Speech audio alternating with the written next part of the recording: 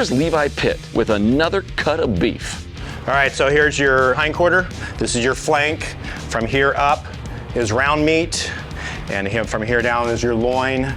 This is your short loin. This is where we can get your porterhouse, your T-bones from.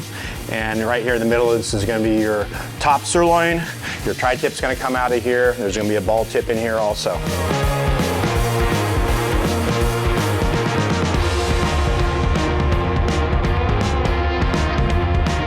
Inside your flank here, this is the full flank. Right here in the middle is your flank steak.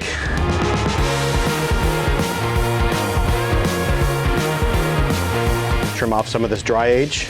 There's your flank steak, River. Find a local butcher, try some different cuts of beef, and enjoy some flank steak tacos.